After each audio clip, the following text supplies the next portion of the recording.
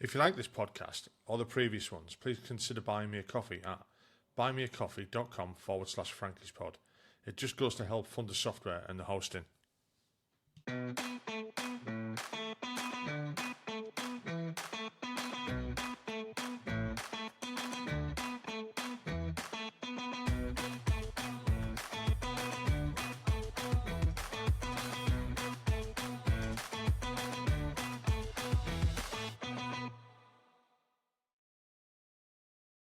yeah. The fucking hell, I get that now. Yeah, I'm just twigged. Fucking hell. I'm only not long going to be tea, mate. Right. Anyway, right. Welcome back to the episodes. Episodes? I've fucking done it again. I keep saying that. Welcome back to the podcast. In this episode, I'm talking to Roy White. Roy served with 3 RHA and 19 Regiment, wasn't it? 3 RHA, 19 Regiment, and Special Ops. Oh, I didn't know you did that. I didn't know you did that. We talk much about it, but I'll mention it. Yeah, I mean, talk about whatever you want, mate. Normal questions go on forever. I don't want to end up in Belmarsh. Again. Right, so if we just go with the usual questions, if you just want to give us an overview of where you grew up and why you joined the army. So I was born in South Shields in Westoe. Grew up, my family moved to Sunderland near Roker Park, the original Roker Park. 10-year-old there, me and my eldest brother, and we were proper little bastards. We got up to stuff that's, my father told us always once, do what you want, but don't get caught. So essentially, we had the same rules as Prince Harry and Prince William that Diana gave them. Don't get caught. Rule 1 was don't run home if the police are chasing you. And we lived there till I was 11-year-old, and we got up to all sorts, mostly bad stuff. And then we moved over to North Shields. My father became a landlord, lived in a pub environment. But one thing that stuck with me to why I wanted to join the army was when I was at a school called Dame Dorothy. It was in 1982 when the Falklands War kicked off. Yeah. And it was at the guy with the Union Jack on the Royal Marines, which I later found out the reason he had a Union Jack at his antenna is because he's such a dickhead. They put a Union Jack at his antenna, hoping the sniper would take him out. Yeah, I've heard that before. I don't know what it is like, but I have heard that before. I watched the Falkland Islands and what that's going on. I want to do that. So that stuck with me. Then I found out family had a lot of background in the army, and as in my uncles and grandfather. And then my mum and dad got divorced when I was 14-year-old. I ended up living in a council estate for the last 2 or 3 years, but got involved with army cadets, sort of immersed myself in that. Yeah. And then joined up when I was 16-year-old at Junior Bleeders. So all of me cases more. That was 1987. June 1987. So I'd left school, but 3 months, and then joined Junior Leaders. Royal Regiment at Junior Leaders at Bramcote Barracks. Yeah. Gamecock Barracks at Bramcote. Yes, Gamecock Barracks at Bramcote. That's the one. It's been a while. What pub in North Shields was it? Fucking hell. I'm only asking because that's where I work. It's gone now. So you know where? Was it? You know where? The car park is a multi-story car park. Yeah. Opposite that, you got Aldi or Asda. Asda, yeah. So that used to be a pub right next to the Anna Castle. Oh, that was before my time getting in there. Then, yeah. Oh Christ, yeah, it's like yeah. Nice place, North Shields, isn't it? Was that sorry? Nice place, North Shields. Yeah, it was called the General Havelock. But it's the thing is, back in the day, in the early 90s, late 80s, early 90s, the pub life sort of was literally rocking. Yeah. And then they got rid of the fishing industry, thanks to the EU, and it just died on its arse. I mean, a lot of places, when I used to, when I was AWOL, I was living in Jarrah, and the pub life there was bouncing in the late 80s, early 90s, and then it just died. As you said, everything just died off. Pub life now really has. I joined in '87 and there was like nothing going on. I mean, I joined the army just as HIV had been discovered. Like fucking sex was like off the cards for all like girls, all that sort of thing. So I was like joined up and I was like, yeah, it's. My wife keeps on telling me now, is stop letting the army define you. Go, I joined when I was 16. I left when I was 30, and it defines who you are. It can't. Yeah, it kind of does, yeah. Yeah. But so what did you make up of junior leaders? What did you think of training when you signed up there? When I thought we joined junior leaders, did you go to juniors? Yeah. I joined 85.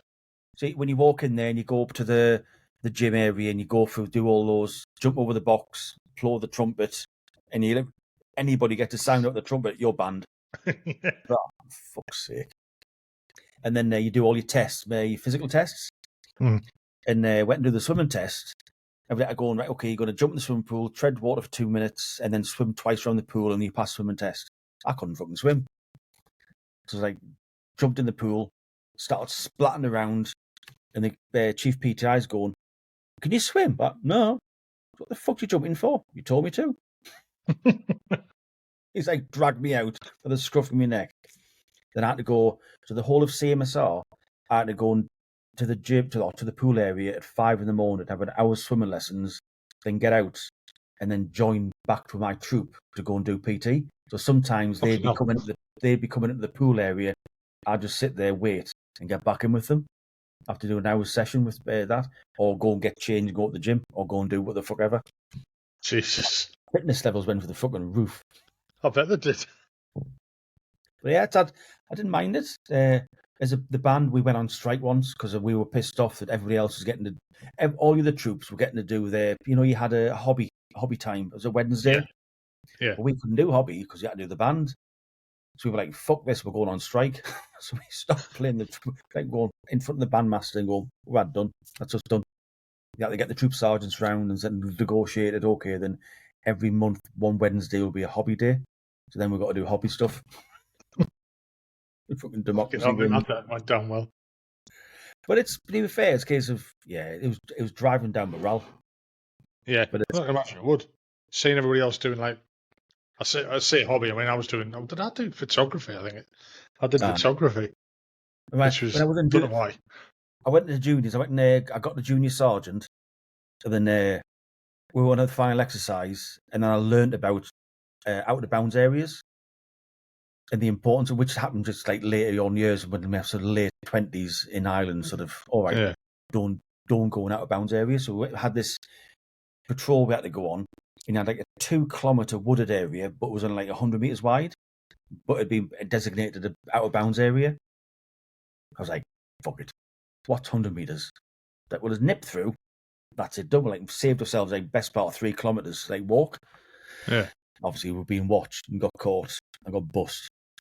But thankfully, we had the final photograph taken in the mirror. They have the photograph in the mirror. Yeah. There was Junior Sergeant White. And by the time we got the mirror, I'd been bust.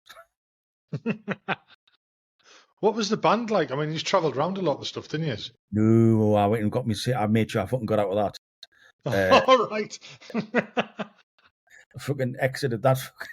So, you had the continuation training guys where your first 6-7 weeks of what long it was have a couple of guys. Controop. So I got myself into Controop. So I was like, I can't be fucking doing that bollocks. Not my scene. So did you enjoy juniors though? Yeah, it's even because another one is you had you'd done a psychometric test. You got chosen. Are you going to do guns? Are you going to do signals? Yeah. And for some fucking reason, I had it in my head I have to do guns, even though I'd been picked to do signals. I was like, no, I'm going to be I'm joining the artillery. I've got to do gun training. I've got to do my time on the guns. Otherwise, how can I call myself a gunner? Yeah. Bored. I fucking live to regret that. Like a year and a half in the Abbott, year in the fucking FH70. I was like, yeah, you dick. So when I was in juniors, they did the test, and I said I want to do signals because my brother was in the Royal Signals, so I wanted to do signals, and they were just like, "No, done. You're thick as fuck. You're going on the guns." You know what I mean? All right, fair enough then. You know, and later on, I was signals. But at So, least when I went to do signals, I ended up an OP troop and CP troop. That at least I've done my time on the gun, so I could take the piss out of the bunnies with the level yeah. of I could say I'm an ex-bunny. Yeah. It gave you no recognition when you get the shit kicked out of your mind in the OP in the ops in the OP. Yeah, you fucking coming down and sticking carrots down the barrels and stuff like that. You know, that's all fucking good fun. Aye. Certain battery commanders' dogs being put up the barrel and fucking fired off. You see, I've heard that story so many times. From when I first joined up and stuff like that. I was talking to a guy the other week. He's got a book called British Army of the Rampage. Sean Connery's X-40, and he's got that story in that book as well. X-40 regiment in Dusseldorf. I think it's one of them modern myths. I mean, fucking hell. But although I was thinking I wouldn't put it past it actually happening. But I think it was just one of them, you know, we all know someone who knew someone who knew someone type of thing. Yeah. Can you actually imagine it? I mean, you're saying that, you can. I'd like to think not. You know what I mean? But fucking hell. Which bastard's going to do that? You look behind you, go, any one of them? Yeah. When you think about it, yeah, there's somebody who fucking would. But, So you ended up in 3 hour chair first then, was it? Yes, I joined third. My brother was already in third. He was in the radar troop. So did he claim you, or did you volunteer for that, or? No, I'd heard. So was third hour chair your first regiment? No, I was in 4-7 before that. So not putting 4-7 down in any way, shape, fashion, or form. So don't fucking, if you want to fucking vent your anger, go and see my Twitter account, which doesn't exist. But I had heard that the top 10% of recruits went to RHA. And I don't know if that was a bullshit or not, but it's like, yeah, you're going to third RHA. But when I did the same thing, but I think it was a bit, yeah, bollocks. It's when I got the regiment, I joined the first day of Cyprus training. Right. Went down to J Battery, met at the gate in Paderborn. RP guy took me down to the bear. See, did you know Black Bob? Did you? That you wouldn't have done. No, I wouldn't have done that. So Black Bob. We come to third in '92 when he was in Colchester. Right. So in Germany, I had a guy called Black Bob, who's the BSM. His name was Bob, and he wasn't black. Right. I've got no idea why he was called Black Bob, but he was a complete bastard. I got shown to his office, and do you remember Taff Lafferty? Yeah. Yeah. So he went. The person I was with is go and give him Lafferty's bed, which meant nothing to me at the time. And then I was like, oh, okay. When I went sleeping in the same room as Doc Donahue, sorry. And went to bed. And then all of a sudden, about 2 a.m, my bed got flipped up. And there's fucking mad fucking guys going off his nut. What the fuck? Why are you in my bed? Blah, blah, blah. And Doc Donahue steps in and goes, leave him alone. Black Bob, put me in your bed. And Taff was going off his nut. So I nicked it because he was on exercise.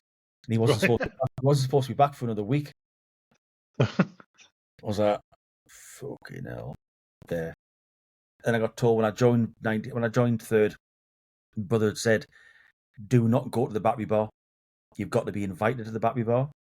Right. I was like, all right. So in some ways, he helped me in sort of navigating some of the early politics. Yeah. But in some other ways, it was a fucking massive hindrance because he had his own reputation, which people thought I was going to be of the same ilk. Thankfully not. Right, yeah, I kind of get that. I kind of had the same thing when I turned with 4-7 and pulled up at the guard room and they were like, what's your name? And I said, Dunn. I said, Gunner Dunn. And they were like, in relation to Tony and Leo? And I was like, do I say yes? Do I say no? They're not. I kind of went, probably. And I don't even know why I said that, but they were all like, oh, fucking hell, not another one. And I got the reputation of 2 people I didn't even fucking know. If one bit of advice my brother went and said is, if you want to skive, best way to skive is get yourself a notepad, not a notepad, a clipboard, paper and pen, walk with purpose. Nobody will stop you. By fuck, that worked literally a treat so many times. or just pick up a broom. Just stand with a broom. If someone comes near you, just start sweeping. Done that before. Another one he gave us an advice is act idiot. Don't pick up rubbish. Don't do that. It's basically just act a tit. Because if you don't, they're going to expect a lot more of you. And then when it comes to the point where you need to step up at the mark, you'll get noticed more. Yeah, I can see that. Yeah. That worked and all. But I got found out. So, what was the first few months like with Third then? I mean, it's going to Germany, big. It's a big change to your life and stuff like that. And again, you said Cyprus training, so you were straight out there as well, weren't you? Yeah, so we joined Cyprus training, and then the way the unit was being split up, because it was going to be so out with the battery, had the normal troops, and then they formed a separate troop, which was called Z Troop. Right. So it's like a completely separate troop. So just to basically separate out the resources for part of the deployment. But the troop I joined were a bunch of all the fucking reprobates and the misfits that nobody else wanted. The ones in this case of they were fucking no hope or they just completely off the nuts. And I'm like, all right, you're new, you can join them. I'm like, and then Jimmy Isaacs was the troop sergeant, and Doc Donnelly, yeah, was the troop sergeant major. And it was it's just followed me through life. I always end up joining the misfits. But the misfits are probably the best ones to go up to be associated with. You have the best laugh. You perform better, and it's just So, who were classed as the misfits then? Let's get the names out. Tom Patterson was in there. Stevie Carr, sorry. Who else was there? So Stevie Carr was classed as a misfit, 'cause I know he listens to these. Oh, he's a fucking misfit, fucking gold class misfit. Christ, it was Smudge Smith. Good God. I mean, my mother's got the book, so there's a book made up, and there's a list of all the names of the guys on the troops. I'm bad, honestly, I'm shit with names. Glenn McFall, God bless his soul, R.I.P. Scout Slater, Bagpuss. So he had my fucking life on tour in Cyprus. So on tour, you have the OPs. Yeah. Late at night, you go, okay, then we'll split the shift. Is that you do the first 3 hours, 4 hours, whatever it might be, and I'll do the second bit, and I'll sleep, and you just wake us up. Fuck me, if anybody's tried waking Scouts later, that was one long night. But being the nig, you can't say nothing. It's a case of then I start to go, let's have Scouts. I'll do the first 3 hours kip and let you do the second 3 hours, just so I can get some kip. Yeah, it's the way it is, though, isn't it? It's the way it is. Oh, there was it Taff? Jimmy Hilton. Yeah. I was going to say, if you say misfit, fucking Jimmy's got to be in there somewhere, hasn't he? Oh man, that Cyprus is like we got up to so much crap. I mean, I went and smashed my arm. I had a mass crash when I was in Cyprus. Tony Waite, Chad. Who else was? Jesus, because I'm just remembering now. We'd had the first weekend off in months, as in because we always have like you had a couple of days off. Always landed midweek, but this weekend we had off. The 2 days that we had off landed on a weekend, and it was down. We were down the coast, so like Iron Appers just up the road. Yeah, and then the troop senior management decided, what we'll do is we'll have an initiative exercise where you've got to get to Paphos under your own steam, and we'll have a barbecue there tomorrow. Honestly, fucking kicked off, and we were. I was like a nig anyway, so I was like, I can't say it now, but the full screws, the Landshark were kicking off. They got told, anybody gets caught in camp tonight, you're going to get arrested and locked up for the whole weekend. right. So basically, so you must make your way to Paphos. So I was like, and all of a sudden, they go, fuck off, you've got 10 minutes to get out of camp. Ran to the barrack block. And it was funny as fuck, because all the full screws were going, right, glad rags on, outside, taxis were going to Ryan Apper. I was like, I thought we were going to Paphos. They're going, fuck that, we'll go to the piss in Upper. And then about 2 in the morning, everybody's making their way back to camp. And there's people, you like the barbed wire fences on the top of a fence, Yeah. trying to climb back into camp. People are sleeping on top of the fences. They got so far up. Some are climbing over and they nicked some old steamrollers, driven it up to a camp fence at the back, and then using that to jump over the fence. And there was 3 of us went up to the gate and go, fuck it, I can't be arsed. Listen, mate, we're being told you're going to arrest us. Yeah, no problems, lads, get yourself in. So then all the rooms were like full of like drunken bodies in the morning. And Smud Smith, he was racing through the rooms, waking everybody up, going, the troop sergeant's on the way up, Jimmy Isaac's on the way up, get the fuck out, otherwise you're going to be arrested. So we were all running down one side of the building, out the back gate into Keelia, and then giving them all the fingers while they were at the top going, you fuckers get back here. Like, yeah, fuck, whatever. And then we decided to pool resources for the money we had left and then give the money to, I think it was 2 or 3 drivers. It was Chad, Tony Waite, possibly one other. They got a taxi, went into Camp Larnaca, from Camp go to Larnaca to hire 2 cars or enough cars to come back and pick us up. And then we went to Paphos. So you did you get there in time? Oh, yeah. And then somebody decided, and then we had one of our vehicles. I'm not going to bother going into it because it'll be like, it's legally binding because it's recorded. But it turned over really easily. And I smashed my arm. Funnily enough, though, a couple of the guys being on the piss in town earlier, trapped off with a couple of nurses. They were at the barbecue as British nurses on holiday. So when the crash happened, they ran over and they were sort of able to sort of sort the situation out. And that's where my life went to tits for a few months because I went and smashed my arm. I got took off, put into the HQ team. So I ended up spending like 4 hours on signal sort of watch, which I had no signals training, and I had 4 days off. So 4 hours on, 4 days off for 6 weeks. Fucking hell. Oh yeah, man, I was on the piss permanently. Just a fucking holiday, isn't it? Oh yeah. I was like, then I had 2 weeks R&R. Then I had, I think it was 5 hours on, 2 days off for another 6 weeks. It was like, it's fucking mad. It's like I went from 10.5 stone to 15 stone in that space of time. I've always been sold Cyprus. I've never done a Cyprus tour. I mean, I went there to do my Carter course, but I've never done a Cyprus tour. And I've always been told it was it's one of them places that normally you go on tour, you save loads of money. You go to Cyprus, you come back in debt. Nearly everybody does. Man, I left Cyprus in the June. My first pay packet with money in was in November. Fucking blew the lot. Get advance of pay. I said go and watch it. I should watch the paymaster walk out the office door at 10 o'clock with naffy break, and I time it so as he's walking out, I'm walking in, and I go and get another advance of pay because he said he's not that whatever anymore. So I was like, yeah, we'll see. It's my money. Fuck off.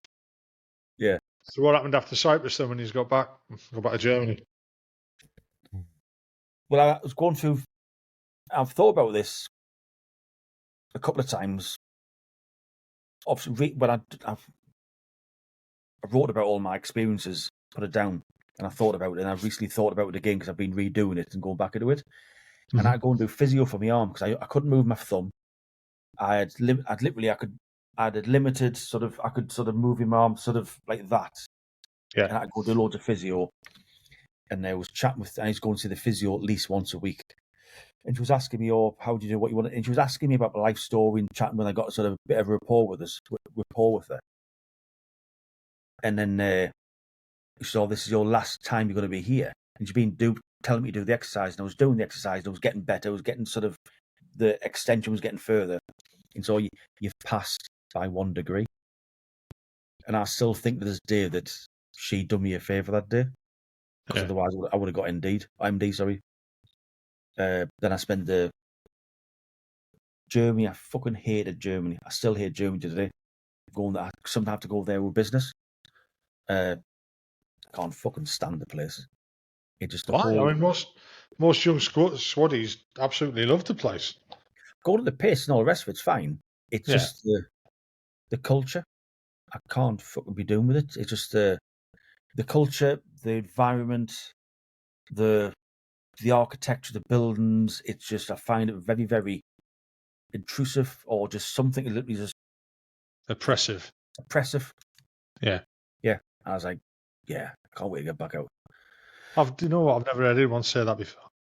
But then again, most people, when they're out there, when we're young squaddies, I wasn't looking at architecture. I was just looking up from the bottom of a fucking bottle or something. Well, all the things like the big buildings, these like the flats, and it's like just Yeah. probably not. It's probably because I haven't seen the wider Germany. I've just seen like Paderborn and Dusseldorf and Dortmund, but I've seen like Stuttgart and Munich and Frankfurt, and I'm like with work, and I'm like, still fucking hate the place. Yeah. So you couldn't wait to get back to the UK? Yeah, it's we got back to the UK 90, moved to Colchester. Yeah. And it was just like exercise after exercise after exercise and trying to shag anything that moves. And then so 1990 was pretty stable, pretty sort of just getting used to, because we were changing from the Abbott to the F870. Yeah. Managed to sort of. Was it yeah? Then 1990. I'm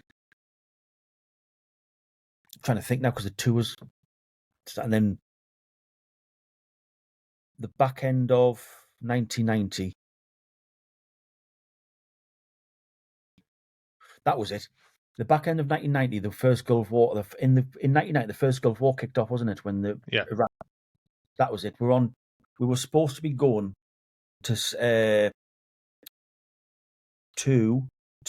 Falkland Islands on an exercise as a final sort of for the light gun, even though we're using fucking F870. I don't know. Yeah, we did that exercise sea trout. Yeah. Yeah. And then one exercise in Salisbury, doing the last prep for it, and then all kicked off in Iraq and Kuwait. And then there was a big change round, so they went and said the Falkland Islands is off. And I think I've got this right. The Falkland Islands is off because of the whole change in sort of airspace and all the rest of it. So you're not going there anymore. And also because there's a change around in what unit's going to go where. Because the infantry unit, because initially all the infantry units doing all the Belizes and the islands and all the other bits, Kenyas and all the rest of it, said, you're going to do Belize now. And then I think what happened, that got canned, and a bunch of us got palmed off onto Sea Battery. Right. Sea Battery's going to now go to Northern Ireland. So early 91. So to be fair, I was chuffed to fucking ribbons, because the idea of going to the jungle, like, that is not my bag. me and spiders have got a thing. Let's fucking leave each other alone. At least I can shoot some fuck with a balaclava on. So yeah, it's the back end of 91 was all 1991. That whole it was quite unstable. Yeah. Who's doing what? And we went on to Northern Ireland training, which was a fucking an experience. So this was your first operational tour then? Well, apart from Cyprus. Yeah, Cyprus, that's fucking hardcore, that. Yeah, Delivered you as get a a medal. survive. Well, it is classed as an operational tour, I suppose. But Got a medal. you got a war wound. Oh, on that thing, funny enough, when I had the crash, it was one of the new modern casts. So it was like more like sort of carbon fiber type thing, or plastic. It wasn't plaster of Paris, it was like more of a robust one. Yeah. And I asked one of the nurses out for a date in Iron Appa. And she's like, yeah, okay, I'll do that. So I started with the date. She was pretty as. Talking to her. I didn't know that she'd sat down behind me. And she called my name out. I turned round, and literally this thing, it was a massive bulbous thing. Turned round quickly, caught her square in the fucking eye. Massive black eye. Yeah, that ended. Yeah. So what was Ireland like then? Your first tour of Ireland? So the island training, because we got attached to attached to Sea Battery, but the same hand Sea Battery were attached to the 2nd Royal Ambulance Regiment. Yeah. So they weren't fucking best pleased with they'd been sort of they've got an artillery regiment attached to them, and then we found out that when you go through night at, you get judged as either an infantry battalion or a non-infantry battalion. There's different sort of levels that you can pass. You can pass as a non-infantry, or you can pass as an infantry. The standards are much higher. So we had a sergeant major and a staff sergeant or colour sergeant from their battalion took us through training, and that was like proper hardcore.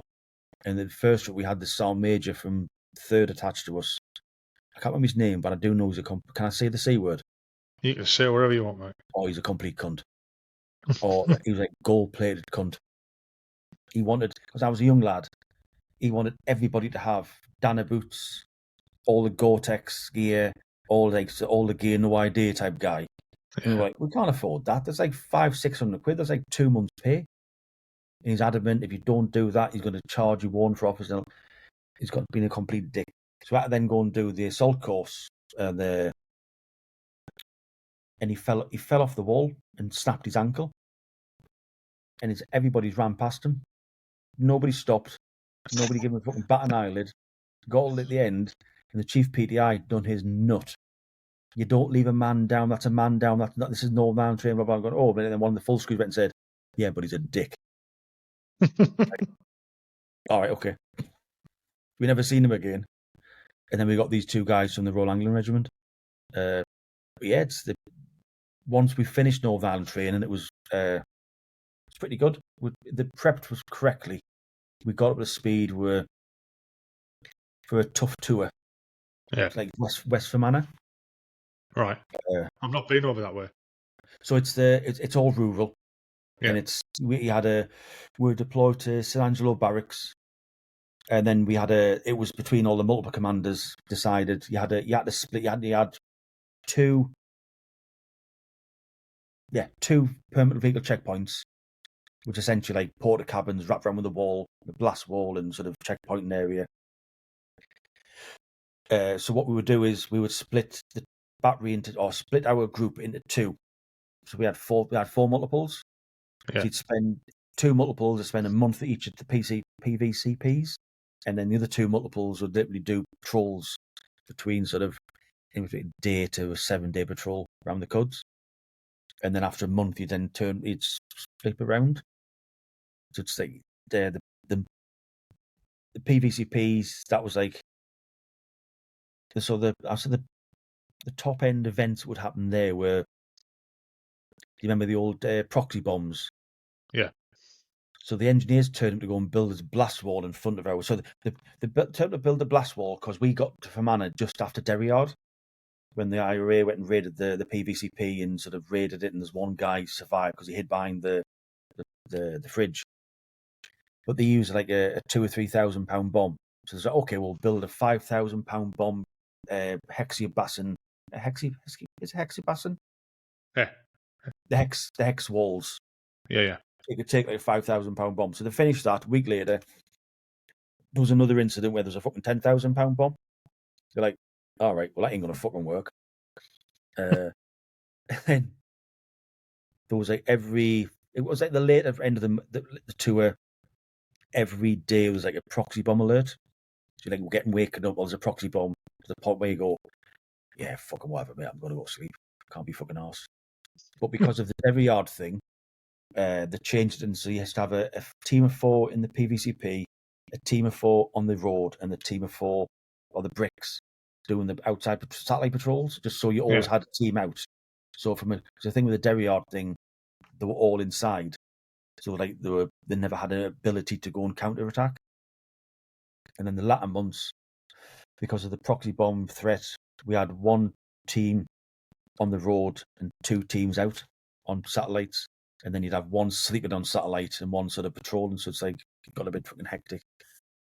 And then, do you remember Jock Fitzsimmons? Yeah. So me and Jock, when they blown a bridge up, I think it's called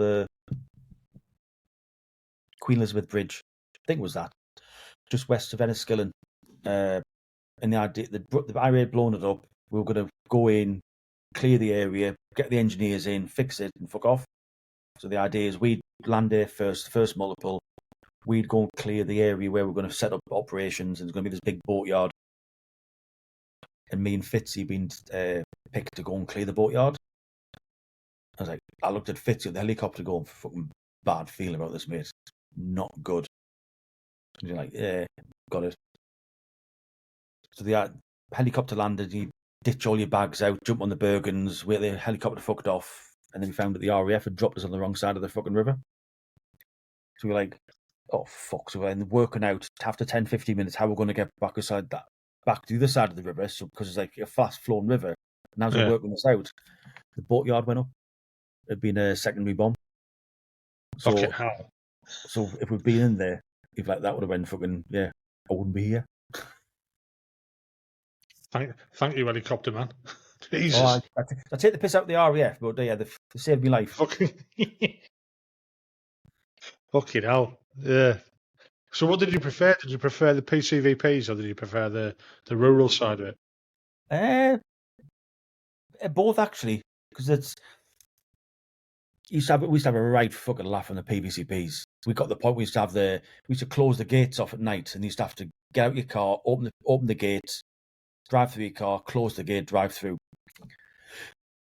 And then we got to the point where we got bored, so we'll go, right, okay, you got to answer 3 questions correctly, otherwise you're not getting through. You have to do like a 20-mile detour. Like, whoa, who won the World Cup in 1966? And there's one guy, I don't know, fuck off. So he did turn around. We would have taken the piss, but he turned around. No wonder we had a shit reputation. And there's like Lafferty had this one where you had like traffic lights, and it was in the middle of the suburb. There was like you could see the good 1.5 mile backlog as we were bringing them through the checkpoints, and you have the green lights, so because it was all like a contraflow system. Yeah. And we'd put the lights to red, and this guy was like, "Fuck it, I'm not going to wait for red. I'm not going to wait for green." So it'd gone red, but he went straight through.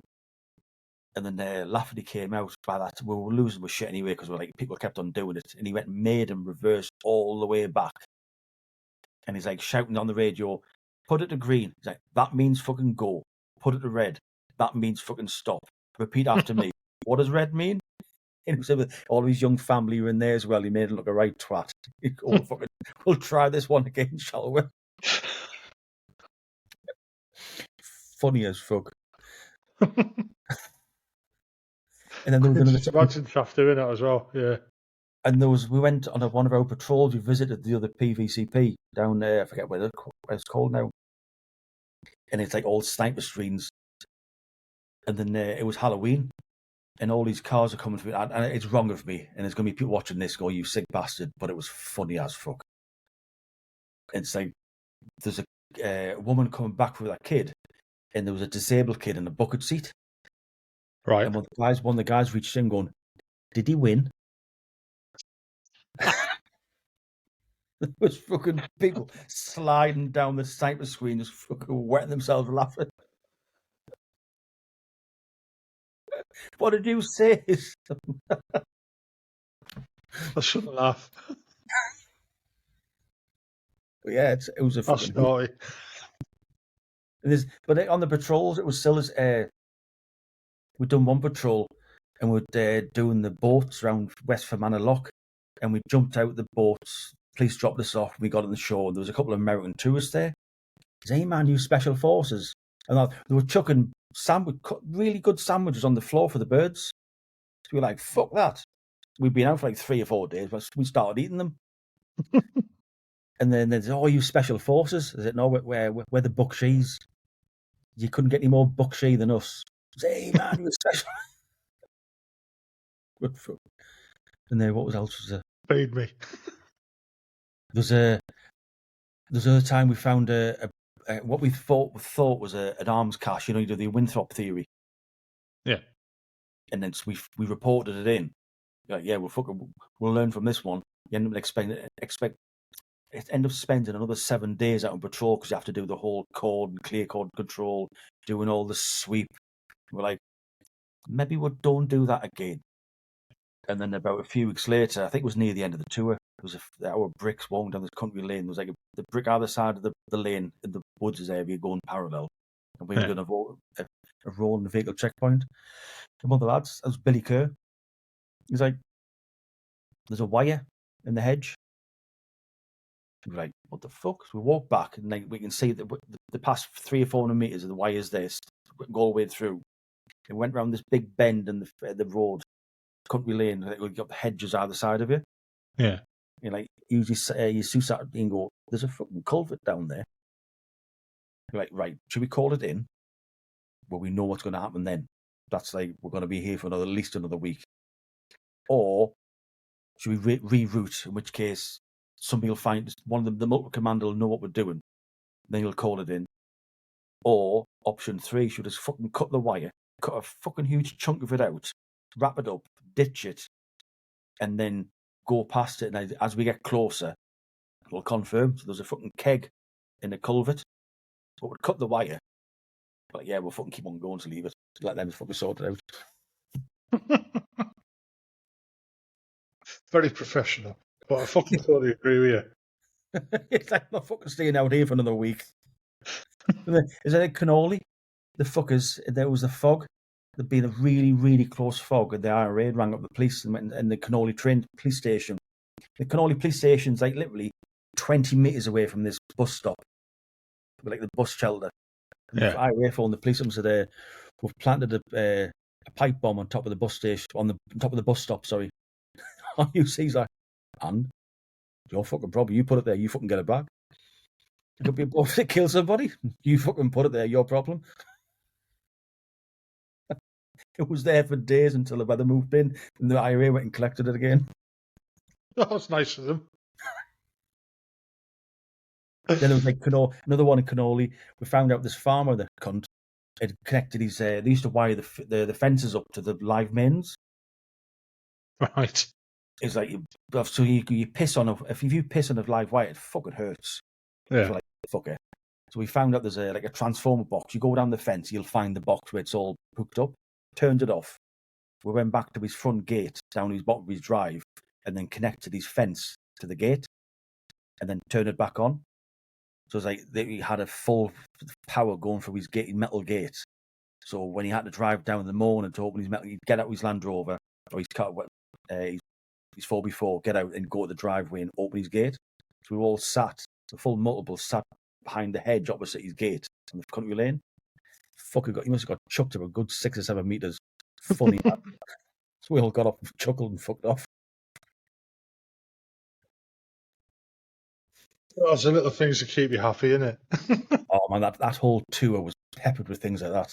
Yeah. Oh, there's many, many more as well. Yeah, it's funny as fuck. So what happened after Ireland then? He was back to Colchester. We got back to Ireland. We had 4 weeks off. We'd found out the other battalion. One battalion was already on tour somewhere, but the other battalion being told to fuck off early. Yeah. They'd been given an extra 2 weeks holiday just to get out of town. Because they had the Royal Anglian Battalion and our battery coming back. And then we were confined to camp for 2 weeks and just to decompress. Yeah. And it's like loads of shit happened, and it was found like one of the guys. I'm going to mention him on there. He's a copper now. He decided to go and take his car to go home, and he tried to do a multi-point turn in the car park while being absolutely mortal and pranged a few cars.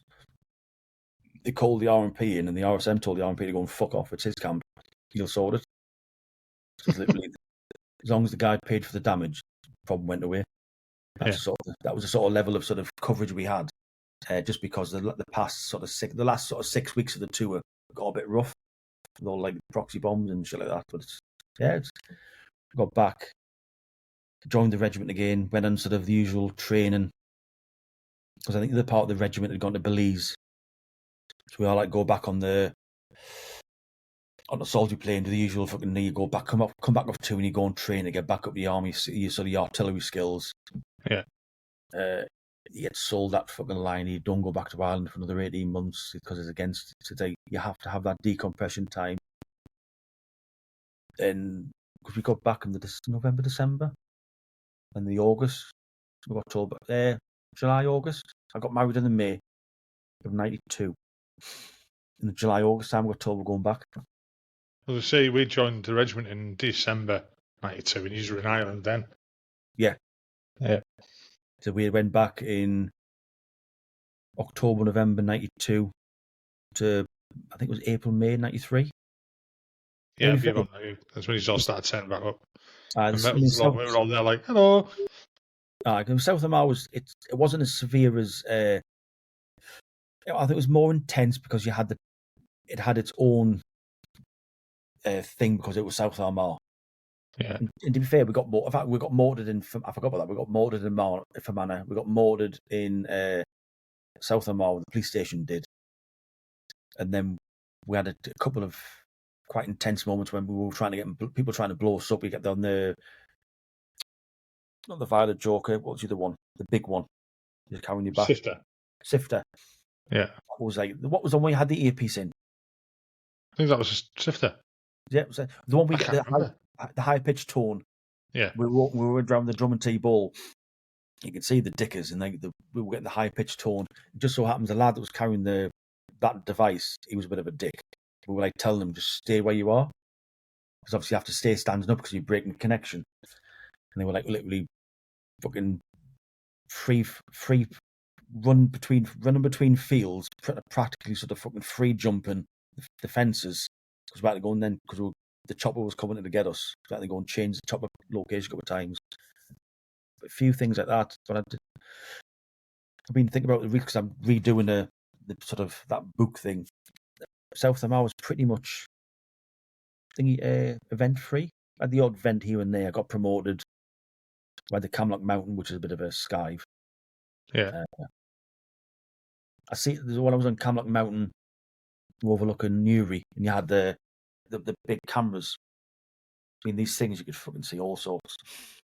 But one of the OPs observed some dodginess, like people going in the house, come out the house, and walking around some trees, and sort of, obviously you start to learn about the wider Northern Ireland organisations. Sort of when you put the reports in, and all of a sudden you get told now there's an out of bounds area around that whole area. And obviously it's been put under more scrutiny. Yeah. But yeah, it's just, I think Northern Ireland is when I started to learn more about the intelligence community and the whole wider ways of working. Yeah, I mean, when I was a young gunner and out in Ireland, you didn't really appreciate what was happening because you weren't part of that bigger picture. You were just in your own little cell, and you'd be told what to do. You'd be this, that, and the other, and all that. And you don't appreciate the bigger picture, all the other agencies and all that were involved in it. Yeah, on that, it's weird because I forgot there was an incident in Fermanagh, and there was an incident in South Armagh where you get told you don't, when you go on patrol, you don't go the same route twice. You don't repeat. If you go there one way, you come back a different way. You never sort of repeat that. But we were told on this one patrol in Fermanagh, go down this road, come back up the road, go down this road. And the road's like 4 or 5 miles fucking long. And the boss is going, no, that's like breaking all the patrol rules ever said. But the ops officer's going, no, you got to do this. So we went down this road once. And we came back up, and you have this in a country lane. You have like a T-junction where you might have a telegraph pole in the middle of the to make the T-junction a bit of grass, and it's like that. What's it called? It wasn't never. It's a case of something that looks plain sight. Like for instance, it's bin days is on a Tuesday, or bin days on a Thursday. It's a Monday. Why is there a fucking bin out at the base of that fucking telegraph pole? Yeah. By the way, it wasn't there fucking 5 or 6 hours ago. So you go, well, I'd fuck that right off. So we went and deviated. And then later on we got back, and the boss, we all reported what went on, and the ops officer gave our boss loads of grief. And then all of a sudden he lost, it was obviously a sweat. And he's right, told the multiple, out, I'll leave it. Apparently fucking put him against the wall. Because it's obviously we're being set up purposely by our own people. And that's when I was in South Armagh. The same thing started to happen. We were literally being told, keep on patrol around this area. You go, if he's Bring them patrolled out, this area yeah. too many times, and I did find out later years, and I've done that job, well, last 3 years. When you're in Green Army doing patrols, you're there purely and simply to draw them out. Yeah. That's No, it. I've heard that. You're there with a fucking huge target on your back. You are there to pull them out. Yeah, I mean, I did an interview with a guy who was ex-IUC, and he was EFO Alpha. Right. And he obviously couldn't go into any specifics about what he got up to and what he did in his 13 years. I think it was longer than that, maybe, with that. But sometimes you have to use what you've got, the tools you've got, and sometimes the tools that you've got are the Green Army, and they're getting dragged around, and it is what it is. But there's a bigger picture that most people don't see, and it's not until years later that we've seen how all these different agencies actually work together. And it's you would imagine people trying to keep hold of their own intelligence as well, but it didn't happen there. Everything got fed up the chain, and it did make a big difference. Oh, it did. I'll obviously we're about. This is 1993 now, but it's in 5 years or 4 years time. I went and done the special operations or the special duties, and you inside that whole world, and you start to learn and go, fucking hell. But it's the one job of my life that I've got to be careful what I say. It's the one job I went and one job you actually do where you make a daily impact on people's lives in a positive way, and it's so massively so. But at the same hand, you see the shit end of the stick, and you see the lies and the deceit and what the government and the mass media do to you. To the point where I left the army in 2000. I've never read it. I don't read newspapers. So after South Omar, when we get back from South Omar, it was 1990. Well, my daughter was born when I was in South Omar. That was So we got mortared to South Omar. Everybody was in the showers. They're getting at the end of the day. Watching Coronation Street, the fucking mortars come off, and people sprinting down the corridor was funny as fuck, and people trying to stop to grab onto the door. You just see them fucking sliding past the door. People trying to get back into the rooms, get under the beds. Yeah, it's funny. And another incident, we're fucking laughing actually. Honestly, he's my hero. He stopped a car after the aftermath of the mortar, and this guy was trying to get out his car, and Taft's going, "Do not get out your car. Do not get out your car." So he got out of the car, put his leg down, and Taft is fucking, his leg was hurting after that.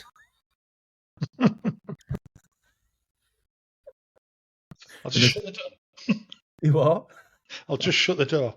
Yeah, with the rigger. And also was on patrol, and that incident where we totally fucking go around circles. Have you been to Besbrook? Yeah. You know the bottom end of the lake, where the carpet factory is. You go down that lane, the carpet factory, and there's a sort of a big wall, and you have to climb up the steps to get to the road. Up the other side of that road, there's a telegraph pole, and I was like, looked over the wall, and that petrol can was not there before. But it's like, fuck it, there's some kids playing up the street. Our RUC guys, good 50, 100 metres behind. I called these kids over. It's like, I'll give you 50 pence. You go and pick that fucking petrol can up and just fucking chuck it up the road. Fucking hell. He's like, I want the money first. Like, I'll give you 20 pence now. I'll give you 50 pence if you go and do it. I went to run across the road with 3 and 4 to like fucking get close. Fucking hell. Oh. Comes up. Copper comes, what you done? I would have saved ourselves 50 grand. Because I want me money. Copper went off his fucking nut. Oh, okay. So when we went to Topcliffe, did you come with us? Yeah. I thought you'd stayed down there. No. So we got back, and Topcliffe turned up. So went to Topcliffe with the crew commander's courses on when we got to Topcliffe. Yeah. I had a young family then, so my daughter had just been born. I was in Ireland. So it's like, I lived in a pads quarter just down from the Swede. Right. Hawthorne. So literally, as you walk back from camp into the pads quarters. Well, I lived just about 500 meters from you. From 500 meters from Yeah. place. Yeah, that's right. Yeah. Of course you did. Fucking hell. You showed me to take the steering wheel off and fucking, because I'm literally Mr. I'm not Mr. DIY. I help the economy go by fucking hiring other people. As at one time you saved me with £300 or £400 by changing that one of the sticks on my steering wheel. It snapped. Oh, I used to love playing with old cars then. I wouldn't fucking touch them now. Yeah. Did a lot with cars while we were in Topcliffe. I went through. I used to go like. I think the longest I had a car in Topcliffe was about 6 months. Yeah. And I'd go through them, fix them up, try and sell them, fucking scrap them. So I think I might have rented your car off you before I got my own. But again, we won't mention the details behind that, because some of us might not have had license. I didn't know. Honest gov. Yeah, Topcliffe is I hate. I like Topcliffe. I enjoy being there. There was a certain personality there that made my life fucking hell. And to this day, this only person I would quite happily go and put a rusty fork in his fucking eye and twist it. I don't care how old he is, fucking cunt. But I went through a load of health problems through stress. I didn't know at the time. Right. Easily get on with it, but it's when I identified I needed a change when I was at J Battery, or at that time of my life. And then there was an opportunity came up to go to Germany. I might have been 40 Regiment, but I think it was Major Purdy at the BC. Yeah. He said a young family that I think it was Horner. Horner's not for young families. He says, but there's an opportunity rocked up in 19 Regiment, the sort of Highland Gunners, where there's a promotion. It comes with a promotion. It's a newly formed battery. Do you want to do that? I was like, okay. And then literally when I moved down there, the Christmas of 1994, I'd had gut problems and all sorts. Literally, I couldn't eat nothing till midday, otherwise I'd puke it up. I moved down there. Within a day, it all stopped because of that one cunt in J Battery. Wow. How did you find the difference between 19 Reg and 3rd? Oh, it's like fucking night and day. It was like the zero bullshit. Again, joined a fucking set of misfits. So 2nd 51st Battery, these were all the misfits that the fucking regiment wanted. So we'll go, right, we'll fucking send them there. But they were really, really good lads, hard working, they're just misunderstood.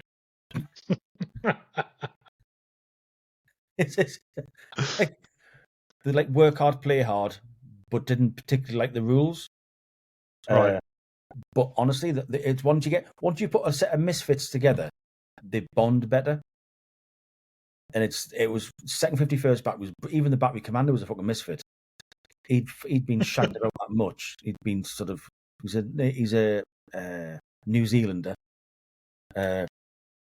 He was brilliant, and we did the whole battery bonded. Right. It was like the regiment didn't know how to deal with us because we were a bunch of misfits, and they were like jocks, and we were predominantly English. Yeah. It was about the same time as what's that famous historical program that fucking Mel Gibson brought out, called Braveheart. Honestly, we got told do not be, because the regiment's going to get bussed down to watch the movie in the cinema in Colchester. Oh, fucking hell. All English got told do not fucking be here. You've got an extra 2 days, whatever. We got something an extra 3 or 4 days holiday in the week. It's like fucking do not be back in camp when we get back, because it'll fucking won't be pretty. It's like, all right. So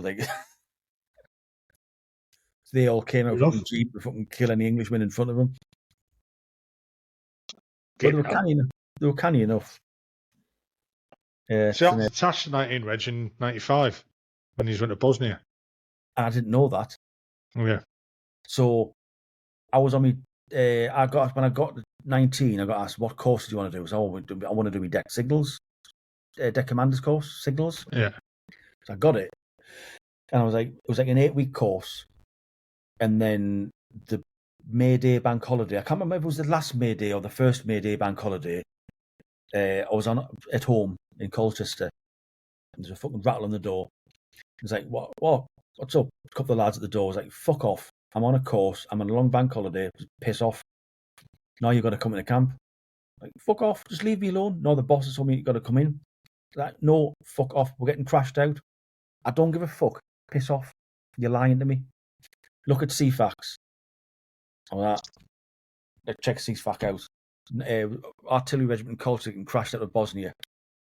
Oh, fuck, that'll be us then. I was like, told the missus. She broke down in tears, went into camp, and says, I told the boss, I've got 2 weeks left to do me finish the course. Can I just finish the course? I'm going back on Tuesday or Monday, ready for the start Tuesday. I've got my last final exercise and final exam and 2 final lesson plans to do. That's me done. That I've literally come back and go. He's like, yeah, okay then. And then I got to camp in Larkhill, and the OC went and said it was you got 4 days.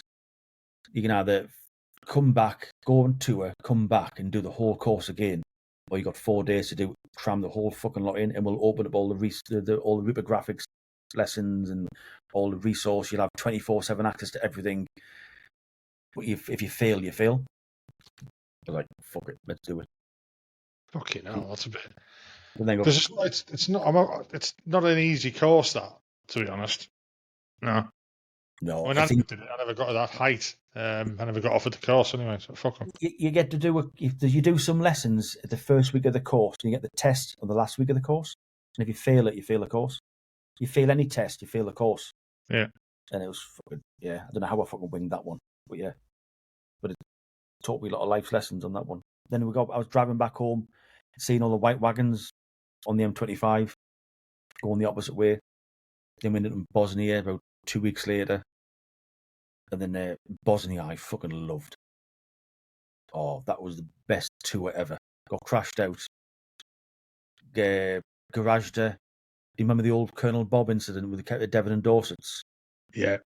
So the 19th Regiment lads, the guns came up in the containers. And the Muslims were like AK-47s, RPG-7s, pointed at the cabs, open the guns, open the doors. And the Devon and Dorsets went and said, when we come over the top, if there's anywhere near the guns, you're gonna get fucking rattled. Yeah. And we were preparing for like fucking wartime. We had all the medic tents up, really fucking high octane. Devon and Dorsets come fucking crashing over the sort of the what's it called, the ridge, where it sort of opens out like the wooded area to the road that all the guns were being held at. It's fucking mad. Then got told CO wants to see you. This is all finished, and CO said, I was like, CO wants to see you. I said, what the fuck have I done? I've only been there for 3 weeks. And the Smiths come and see me. CO wants to see you. I was there at the CO's office with the reeling sergeant. Goes and see the CO, and he's like, you just come off your deck commander's course. You're the reeling sergeant. You're the most proficient people we've gotten. How do you want to do a rebro station? And we're like, yeah, cool. I'll give you the details. You're going to be abseiled into Serbian territory on top of this mountain somewhere, and you're going to basically be a rebro station for the transportation of the guns to get them up safely. All right. Is that all right? Never abseiled it off a helicopter before. Don't you worry about that, sunshine. We've got a helicopter coming for you tomorrow.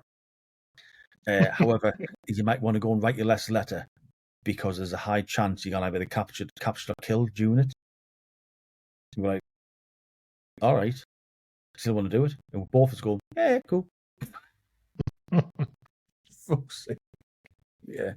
Go away, write your last letter for the fucking go. So literally that afternoon, I go and write my last letter to my missus and give it to one of my mates and go, if it goes to shit, can you give her this? Or can you send her it? But yeah, that was it. While you were doing that, we were all sat in a bar getting pissed. So that all went on. Then we went there. It all calmed down. That never happened. And then somebody worked out that actually if the Klansman system could transmit up to the mountain, so we all got cleared. Yeah.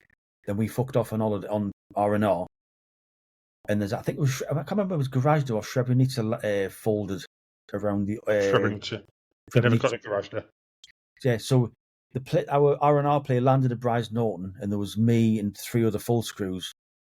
We were like watching the news. We were like, we really don't want to be in this airport at the moment.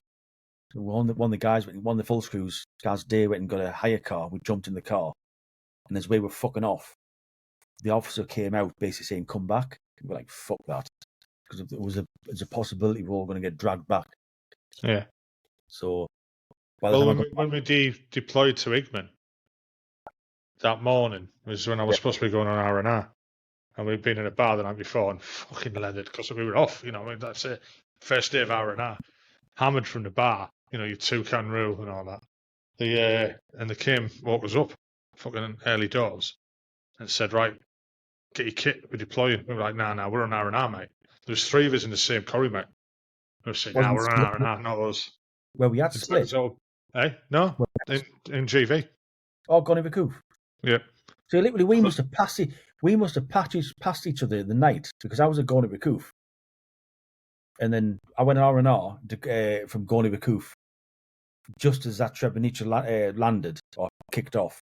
And I came back 2 weeks later, and everybody fucking bomb burst up at the fucking mountain. Yeah, well, we were due the morning we left camp to go to the mountain was the morning we were going to R&R, and we got it cancelled. So we were like, "Fuck this!" We went back to sleep because we were going out, and they come back and dragged us out the room and said, "Look." And we looked out, and there's like everyone fucking lined up, and there was people stood staring at us. And we were like, "Shit!" Like, we held them up for like 2 hours. So like fucking grabbing all our kit and legging it down there, jumping in the back of the wagon and that. The same thing attached to the med section. So that burnout hotel on Igman, we were in the bottom of that, in the cellar of that. So I used to go and visit there. The Smiths was there, so I used to go and take some of my batteries there. I used to take my batteries there to go and get charged. How the fuck did we not see each other? So he was at the top end. So were you in where the French had their operating theatres? Yeah, so that was the next where they were. Our little med section was next to that. When you look up the hill here, you had a whole raft of old burnt out rooms. Yeah, they were in there. Yeah, we were next to them because the set was we're not staying down here. So me, like Rog, Tom Platt, Fitzy, fucking Daz Hammer and that.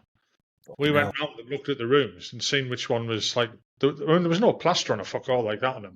But we had a fire extinguisher each, and we'd hoy it at the wall. And if the wall didn't collapse, we'd go, "Right, that room's all right then." And we'd go to another room and hoy it, and if it went through, "No, I'm not touching that one, it's not safe," type of thing. But no, we ended up there. A couple of the lads had to go up to, there was a rebro on the hill. Yeah. Like on the mountain. Yeah, the minus 73 one. Yeah, apparently it was really bad up there. Like, there's a pineapple shattered. Somebody dropped a pineapple and it shattered on the floor due to the cold. I mean, literally obliterated. They kept sending us fresh rations up, and we were like, "Great." As soon as it got there, we had to eat it. So we had, because there was quite a few of us now in this med section. We had some drivers from the Welsh Guards the guys who'd been captured. Yeah, and they sent them back to the UK when they got released for R&R, and then brought them straight back out of theatre, thinking it'd be a good idea. So instead of them going back to the unit, they came to us as drivers. They were fucking mental. So one of those guys, the Welsh guys, that he was part of the Welsh regiment when Srebrenica fell. They got told, because they had all the Saxons were all laid with Semtech or P4, and they blew them, so they were unusable. Yeah. He got his unit. His section, 6-7 people, found the local, and the local said he can walk them through the enemy territory back to Bosnia. And if it wasn't for the fact that there was no officer there, he would have got a VC. But I ended up working with him when I went to special operations. Fucking hell, hey. Small world then. We started off as the artillery and junior leaders. We did that. We did a stint in the FDC. In their hotel, the bit further down. Just up the road from the Igman Hotel, there was another one. So we had a bit of Don 10 going from us, from a field phone, through the woods to the FDC, and we'd have to ring up twice a day and stuff like that. So did you ever use the toilet that was on top of when you used the toilet when there was the early mornings, was he on top of the clouds? No. So the FDC. I went shot in the woods, mate. But the 19 Regiment FDC, I spent about 3 weeks in there before I got back into the city. Right. So it's like, when I got back to the city, it was fucking mint. So I had zero vehicle, only had Klansmen, which is about as fucking that was secure as a fucking tin can with a bit of string. Yeah. So I went up to the embassy and seen the UN guys and go, "Can I have some Motorola gear?" And they go, "Yeah, no." I said, "I'll sign for it." I said, "No, we won't get it back." So I tell you what, I think they were setting up the embassy. There's a big room to do a big banquet to take barbecue. Yeah. What you need in here, what would really look really good, is a big cam net, a big fireproof cam net. Fireproof. Well, because the new cam nets we had with the fireproof ones, it's like, but where are you going to get them? Where are you going to get one of those from? If I get one of those for you, can I have some comms? 3 radios. Go, yeah. So then I went down to the RAF in the embassy. There's like a half moon fucking the figures. Who's the mayor? The MT. They said, can I sign a vehicle out? Is the only vehicle we've got left is that little one over there. They had all fucking Saxons, 4.3s, armoured Land Rovers, and there's a half wheelbase soft top Land Rover. I said, I'll have that. Fucking brilliant. He said, yeah, but it's not armoured. Yeah, fucking whatever. So I went back and says, I'll be back in about 2 or 3 hours with your camnet. So I went up the hill, got one of the lads from the my team. Make sure you got a knife. And outside the FD, because the FDC was on a raised bit of land, and you had the road below it. And everyone used to park the fucking Land Rovers there with had the cam nets on top, with the cargo nets over there. Fucking slit the rubber, folded the cam net into my Land Rover, fucking spin round and fucked off. Dumped it in the embassy. Go, I never want to see that again. And you didn't see me giving me fucking radios. And it was like 5 or 6 months like that, Barter Town. Yeah. I ended up on the fucking wrong side of the circle because the French bunch of cunts. I got had up by the French general because I ran over one of the once we turned green and black. We went to NATO. The French wouldn't let us through the checkpoints. There's one cunt pulled us out of the queue to get through the airport, and then I was like, "Fuck you." I was like, "Fuck you." You cannot say fuck to an officer. You don't hold the Queen's Commission. What does that mean? Is that exactly fuck you? So I spanned the vehicle round, but fucking the corner of the vehicle fucking clicked him. He went flying over, and he's like trying to fucking. He went into the shooting position. I was like that time, like fucking speeding off. Got back at TV2, and then the boss was going, "The fuck you done?" I'm like, what? So yeah, that whole tour, I had car chases, the Croatian police trying to fucking force me off the road, so I went and forced him off the road. That was a good tour. I mean, we were just fucking stuck in the hotel. I got down to TV2 for 2 nights. The boss we had, the Colonel Doctor, he turned around and said, like, I understand some of your units down there. And we said, yeah, there's a lot of J battery lads. Yeah. So they're doing the radar and that. So he arranged for us to get a visit to go down. So basically, we jumped in a rover. Me, Fitzy, Daz, and Jezda.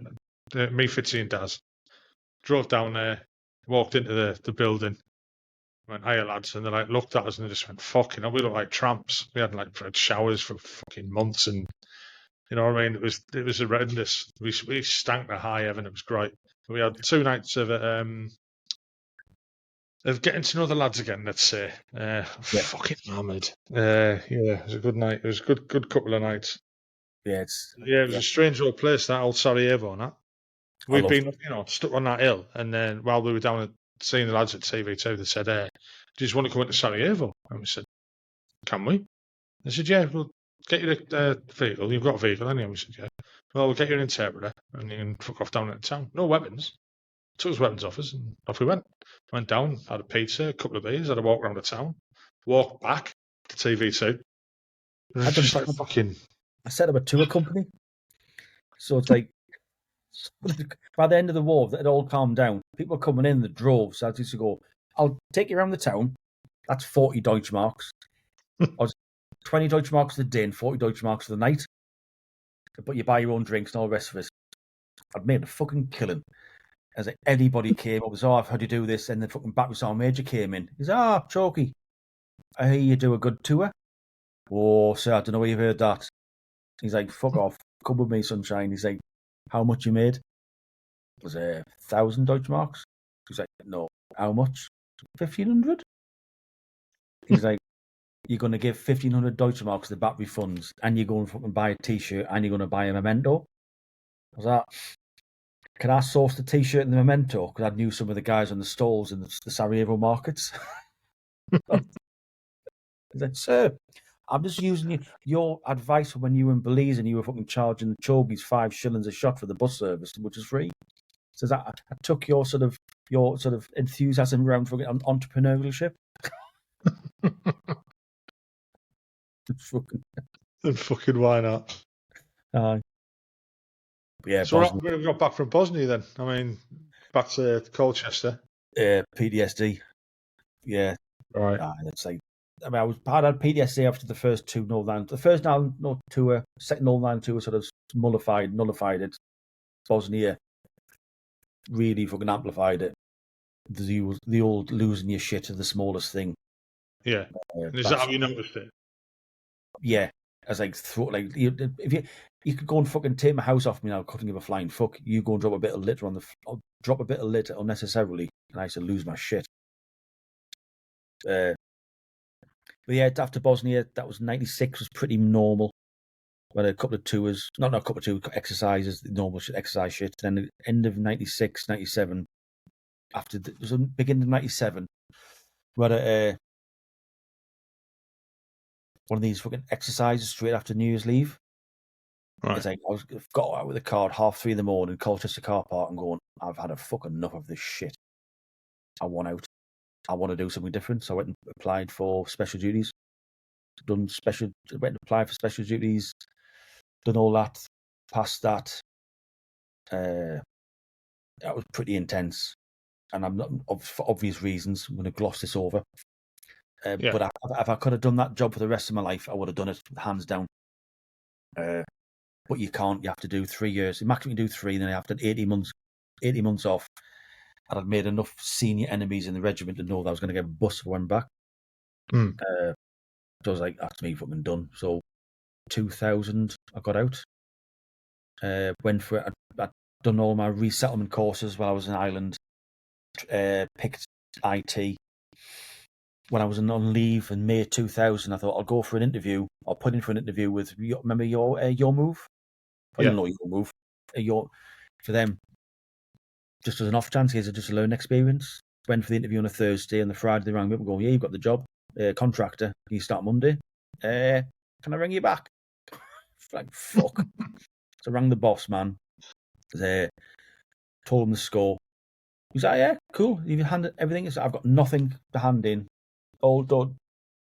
Literally, I've got all my old civic gear in the compound in Ireland. He's like, fuck it. When you're back Saturday, we'll have a ticket waiting for you. Fly back Saturday. Flew back out Sunday with the proviso I come back in the August and have my ID card in, and then start to work on the Monday working for your move as a contractor. So I was getting paid by the army until the August, and then your move. That was like a learning curve because I went joint, IT. Yeah. I was like on a fucking wing and a prayer, like no cuff too tough. I would go in on A+. I would literally go and see my boss in the evening or the afternoon. Go, what am I doing the following day? What's my tasks? And I'd go away and research that night what I'm doing. So when I walked in the following day, it looked as if I knew what I was fucking doing. Where I literally was and I'd done that for like 6 months. Changed contracts. That one ran out. Worked for Cummins Engines Company, which I fucking hated, down in Darlow, on Lotus Systems, and I got a permanent job with EDS, big global system integrator, as a server engineer, and then just I failed. By the way, I failed all my NT4 exams, so I worked out I'm shit at exams. I've passed, I think, 3 Microsoft exams. The fourth one, I was like, I didn't pass that, and I've never sat any others. So I found out you don't fucking need them. I found out there's a way to pass them, and the way to pass them is treat them the same way you do the military training. You do the training, you fucking do the exam. No fucking about. Just do it immediately, or do the training, wait a few weeks, do some sort of prep work and all the rest of it, and then do the exam. Don't fucking wait, otherwise it goes to shit. You get brain drain. Yeah, and don't do it the way you would do it anyway. You got to do it the Microsoft way. If you Yes. don't, yeah.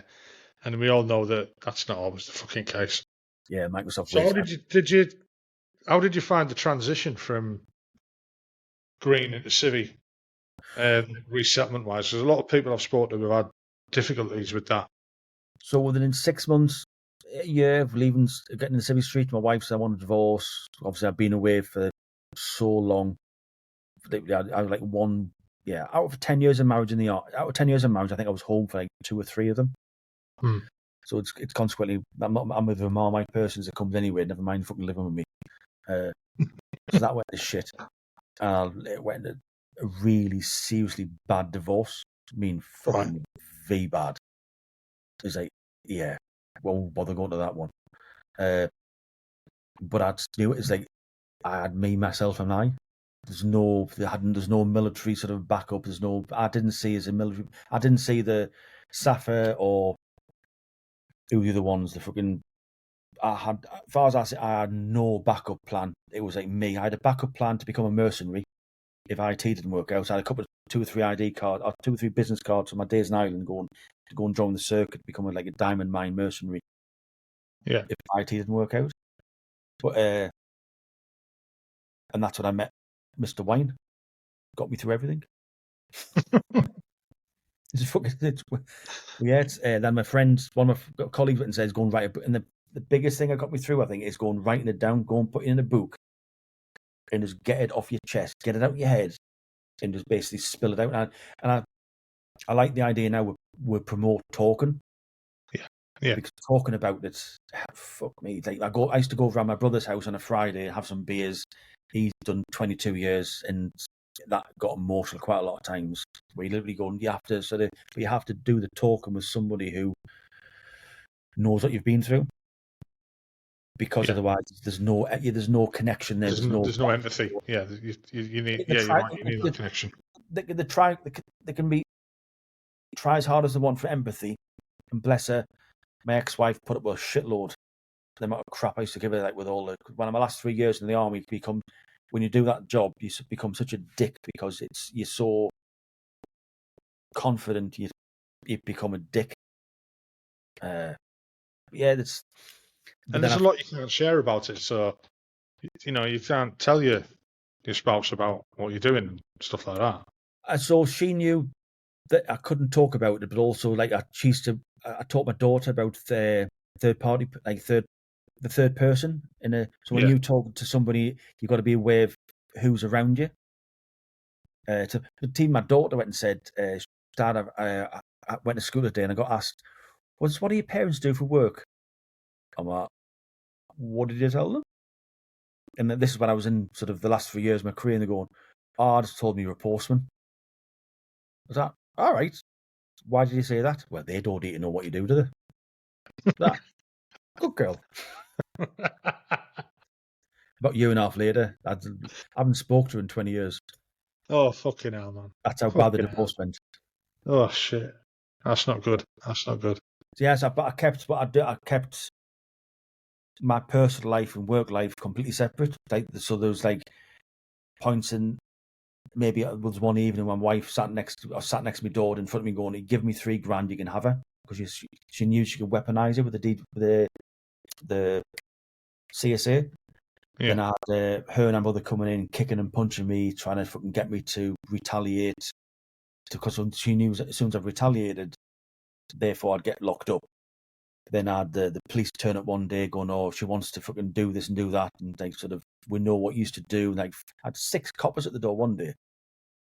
I'm like, to do fucking what? What am I going to do? I was like, she was kicking it. I had like bruises. I was going to the doctors with like bruises to prove I basically got sort of been beaten, but I wouldn't retaliate. But it's all that shit going on. But it's like, Jeez, man. It's what we're fucking ducks back. Like, yeah. So one day they came in kicking and punching. I was like, I had my glass of wine. I was like, the TV remote. I was like, just turning the remote up. And like, fucking keep it down a bit, please. Like, fucking slapping and going, watch me wine. And like, fucking just. But if you react, it just fucking goes south. Yeah, and that's what they were trying to do. Yeah. But have you never seen for anyone for any help at all? No. There's one thing I would. I was recurring nightmares. I used to have really seriously bad nightmares, like recurring. There's a few incidents in Bosnia I haven't mentioned. I'm not going to bother mentioning because I haven't got time. But it's that recurring view was like fucking. It's horrible. And I found out when I was doing these. And people used to say to me for years, "You're a fucking idiot" or "You're a nutter." And I found out you have a nightmare. And you say there's a recurring nightmare, and it's like, say, imagine there's a flower with petals on it. Concentrate. Change the colour of one petal to be a different colour. Or do something really tiny in that dream where you fucking seriously focus and change the colour of it or change something to do that. And you'll have, when you first do it, you like probably wake yourself up with shock. And you have the same nightmare again. You expand that out, you do a bit different and a bit different to the point where eventually you can actually manipulate the whole of your fucking nightmare, and your mind starts to manipulate it where so you recognise what was a recurring nightmare. You can actually deviate the story, and it becomes like a night at the movies. So then at the point where I'd go to sleep, not worried the nightmares I'm going to not getting any sleep because I knew I could manipulate it and just take it where the fuck you wanted it to go. And then they stopped. And that was like all the noughties. And then I was watching this morning, the program this morning, and I had some psychologists on there. It must be about 6, 7, 8 years ago now. And he was describing the same thing about how he'd uncovered this ability for your mind to control memories. And he started describing everything I've just said and going, and I was like sat there crying my eyes out going, fuck me. It is an actual, like being sort of, I'm not imagining this. This is actually a recognised thing. Yeah. And it helps so much because it's like change your life because as soon as now I've got, people call it a tool in my head. I've got like trigger marks when I'm at night. I know my head's going to try and fuck me up and make me stressed by throwing certain things into a dream, which it knows will stress me out. Anything's going to hurt my wife or hurt my dog. Literally, and I'll literally immediately wake up and just recognise them as negative thoughts and go, okay, then back to sleep, and then put the certain sort of mechanisms in place to control it. Yeah. And you just learned that yourself, basically? Yeah. No. Fucking hell. Let's play with that, Jesus. But it's, I mean, I'm not the fucking sharpest tool in the box by any stretch of the imagination, but I don't know, it's have to fucking do what you've got. And then I met my wife shortly after. Are you happy with with that side of it all now? You can control any of the thoughts that you get. Oh yeah, I don't have any. So PTSD's pretty much gone. I don't have any negative thoughts of the military. There's sometimes I get a bit upset when I see certain things. I watched there's a program on the TV on BBC 4 Tuesday night. The Secret Story. Yeah, that was like fucking hell. I stayed up late and watched that. Yeah. So I'd have another conversation with you, not online and not recordable, without no paperwork, but I can tell you a few stories that's behind the scenes of certain personalities on there and lots of other things that went on my last 3 years. Yeah. But yeah, that was like, and also Bosnia, that can sometimes throw up.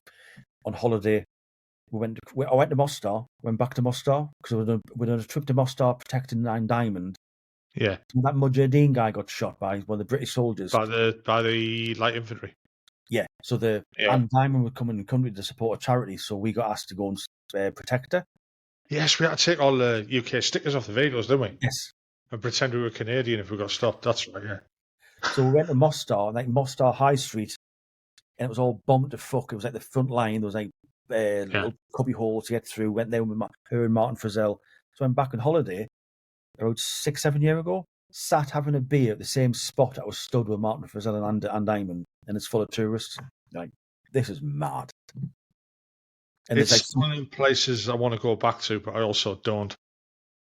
I really want to go back. I want to go. I want to go to GV. I want to go to certain other places around the top, and then I want to go to Mount Igman, and I want to go to Sarajevo. And I know I want to do it. I really, really do. But every time, me and my mate, we'll have a few beers around here, whatever, and I'll say, right, well, I'm going to fucking do it. And he never went to Bosnia, He wasn't in there. He did Kosovo, but, he did Bosnia, especially around that time. And he's like, yeah, let's do it. Let's fucking book a hotel in Croatia, get a car, and fuck off up country, And I'm like, yeah, I'll do it. And as soon as I started thinking in my head, right, to plan it, I fucking freeze. I don't want to. I'm too. So I'm too scared, but I would embrace it. I would say, firstly, write it all down. Write all your things, get it out. I would say again, cathartic moment. It's out on paper, but there's one thing that triggers me sometimes: the smells. I was on the on Bosnia had that sort of burning smell because everything's fucking burned out. And you used to have your rifle was always on your sling down the side of your leg. I was on holiday with me and the missus, and I turned this corner, and there was a smell. It was like a burning smell in a wooded area, in a shack. And it was like instantaneous. My fucking arm went straight down my leg to get my rifle grip of the rifle. And I was like, it's like, what the fuck? And it was like instantaneously, your sort of muscle memories kicking in. That smell means this, therefore do this. Yeah. That was the weirdest thing. That was the only thing that's happened in the past 10, 15 years. That was like, all right, it is still there. It's just deep down. I don't think it ever goes away. No, but it does. My wife keeps on telling me that not my ex. I've got my new wife, not the ex-wife. She keeps us stop letting the army define you. And I'm like, I can't not help it. Because like 16 to 30-year-old, it defined me. Yeah, I mean, I did 27 years, and I've been out 11 years now, and I wouldn't say I'm only just becoming more relaxed, because I couldn't relax. I couldn't gel initially with people. I still can't. I mean, I've got as many friends I can count on one hand. I have colleagues. Yeah, same here. I have good colleagues and guys, but I trust them. A friend is a person you go and ring up and go, I need some help. And they go, yes. What is it? Not what is it? Yes. Yeah. And it's like I keep on the job I've done before that I do now. I got asked what did you do before, and I told him. He's going, that makes so much fucking sense because the way you act and the way you put yourself across. Because when I left Cummins Engines and I went to EDS as a server engineer, then I went to CSC. I thought, fucking another no cuff too tough. I'd become a solution architect. I mean, I'd done Windows, Exchange, Citrix, and I went to CSC, and all of a sudden you go, first project was go and design an Itanium cluster with a SAN back end. I'm like, okay, what the fuck is that? And what is that? I went and got some for dummy books and taught myself the design from Motorola. And then and it was like that sort of just can do, will do attitude. So if I don't know what, I'll go and learn it. Yeah.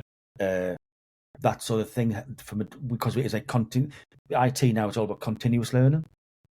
Yeah, and I'm trying to get that over to some of the people I work with. You can't.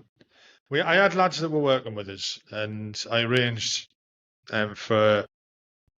There was two of them, and I'd said to them, "Look, I'll give you sports afternoon each," and they were like, "What?" And I went, "Fucking hell, shouldn't I? A sports afternoon. You'll get an afternoon off at work. Basically, you'll go and sit in the build room, and I want you to do. I'd got them courses booked. I said, I want you to go in there, and I'll give you the afternoon off, and you sit and learn for the afternoon. Yeah. Right. Whether you take the exam at the end of it, it's up to you. I'm not really bothered. If you're ready for the exam, I'll get the boss to pay for them. But we already paid for the training for you, because I had a feeling they weren't going to go through with it. I says, but the only thing I ask is because I'm giving you 3 hours, 4 hours, a week to go and do training at work. I expect that for you to do that in your own time as well. Yeah. At least, and not one of them did it. They'd quite happily go and sit in this room. And I'd monitor what they were doing, and sometimes they were just fucking sat browsing the web and all that. And I couldn't go in and fucking fill them in because you're not allowed to do that shit. You can't even shout at them or out like that. But I chastise them, say this, blah blah blah. I says, can you? It shows what training you've been doing, the logins and stuff like that afterwards. What you've been doing at home. Yeah. Oh, I just haven't had time. Fucking wrong answer. You can make time. Oh, And it's just the attitude of some people like that, and I see That's- more and more of it. Yeah, because when I went, I left. I done CSC for 7 years, and I went to Wipro. Then I lived in the GSI world, the Global System Integrator world. But it was all like always continuous training. There's always something else because like VMware's coming out with something new, EMC's coming out with something new, Dell's coming out with something new, and there's fucking rinse and repeat. There's something new going on. Yeah. And then I had a rule with my job is never go sideways, never go backwards, always go upwards. Yeah. Both not so much money, but role. But obviously money goes up with it as well. And then when I joined Atos, it literally got the point where I would log on in the morning at 7 in the morning. I was by the time I'd been working from home now since 2006, pretty much. My first hour of every day was learning. Then I do a learning at midday. Then I do another maybe 1 or 2 hours in the evening. And that was like in the weekends I would do like another 2 or 3 hours or 2 hours on a Saturday and a Sunday. And I think over a year I've done like 1,000 hours just learning Amazon, just learning new skills, all the Amazon Web Services training, and sort of just getting up to speed. And it has to become part of your life. It has to become part of your psyche. And if it doesn't, You'll stagnate. You'll get stuck. everything's moved. I mean, Everything shifts left eventually. So you have to always be moving fucking right up the stack. Basically, like now you've got Gen AI and fucking ML. With the Gen AI stuff, it's still on that. The hype cycle of that. Have the hype cycle. Yeah. Where I think Gen AI is on the top end of the hype cycle at the moment. It'll dip down because I don't think anybody really knows what the business cases are for yet. And then give it another year or two, then it's going to come back with a fucking vengeance. But yeah, it's the. Right, I think we've come to our time on this then. Right? It's been an hour and a half. Apart from you pissed stop. I'll cut that bit out, don't worry. Honestly, thank you for sharing your story and everything like that. That was proper English, wasn't it? No, thanks for sharing your story. And I'm glad that things have now worked out for you after you've left. And we'll have to. Are you going to the get up or getting to the? I didn't go last year. I didn't go there last year. I'll probably go this year. I didn't go to the gathering last year. But I'll make it this year. I think I'll have to, just in case. I might take the mic with us. Just jump on people in the middle of it. Right, tell me about your story. Actually, that's not a bad shout. Actually, yeah. Well, I'm thinking of going. Have you seen the one called Fire Mission? Yes. Yeah. So I'm umming and ahhing about going down to that. Lafferty's going. Yeah, I know he's gone. And there's a few of the people from up this way going as well. I love Andrew Williams. Do I want to sleep in a fucking tent for a weekend? Pissing myself. Yeah, you do. Yeah. The thing with a tent, you dry in the tent. One of the most relaxing things I've ever done is sit in a tent with pissing outside, and you're dry and with a cuppa, and you're chilled out. Yeah, no. We used to go camping a lot in Germany, and I miss it. No rifles, none of this fucking pack up, fucking crash out, fucking bug out. None of that bullshit. Right, I'll end this now. Then I'll stop the recording. Again, thanks for that's okay, mate. Anytime. Sharing your story. Anytime, mate. All right, 2 seconds then. Stop.